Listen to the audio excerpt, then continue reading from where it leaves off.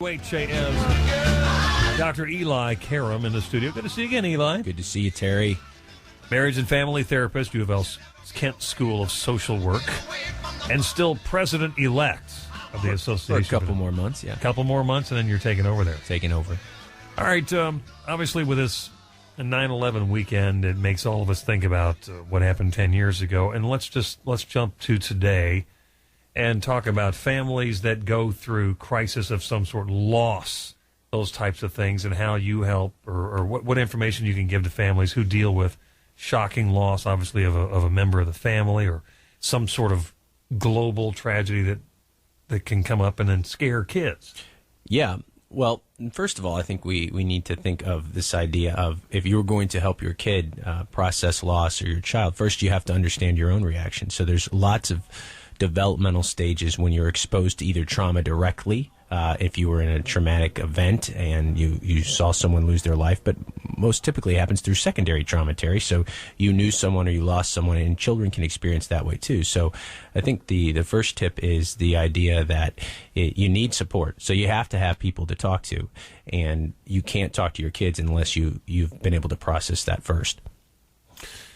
It is a challenge for people, obviously, with very young kids. And then as your kids are, 10, 11, 12 or whatever, they can take this on. And I guess it's a good time to have a conversation with somebody. I heard Scott Fitzgerald this morning talking about he had a 2-year-old at the time, clearly 10 years later. Mm-hmm. It's a different conversation. But worth readdressing with kids? Sure. Since there's so much talk this weekend in the media. Sure. 911 affects everybody. So for children who weren't burned, the first thing you want to do is, if you have a co-parent, certainly talk to your co-parent. Ask your child, what they've heard. Because a lot of times at school, they've heard really age-inappropriate stuff, or planes plummeting down, or explosions. It can really scare kids. So you want to find what context they have first, and then be able to address it with them. Reassure them that this was a bad, event that happened, and you don't use age-inappropriate language like terrorism or the Taliban or things that are not going to register with kids. So you have to be careful to use a developmentally appropriate language, but reassure your children that this is a safe world and this was a bad thing that affected many people. But another tip is to see, the positive, and put a positive spin on frightening news, and the idea that Americans came together, many heroic people saved many lives were lost, but many good things came out of 9/11 too. And it is a fabric of our American history now. But you're right, many children, school-age kids, are growing up in a post-9/11 era. They have no frame of reference to what it was like before. I think for me growing up, the closest thing I had was the Challenger. I remember I was in grade school in 1986, and the Challenger blew up. But most children, that is their baseline to compare everything else to 9/11. But you got to share how you feel. And in sharing how you feel and the emotions that went with that, where you were. Children are historians of their parents, too.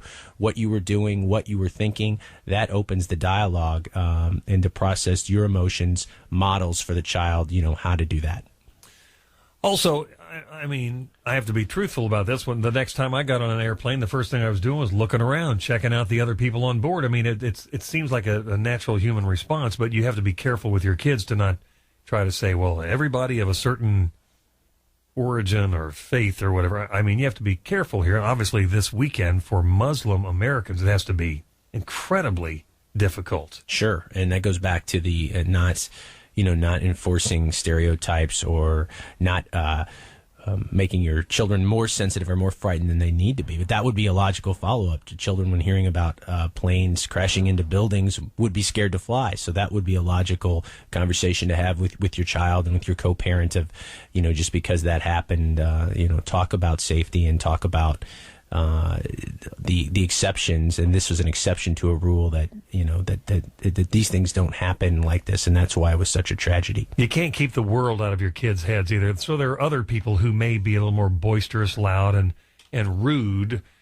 And then how do you teach your children to ignore Uncle Frank, who's a little too over the top in his description of the terrorists or anyone else who creates pandemonium?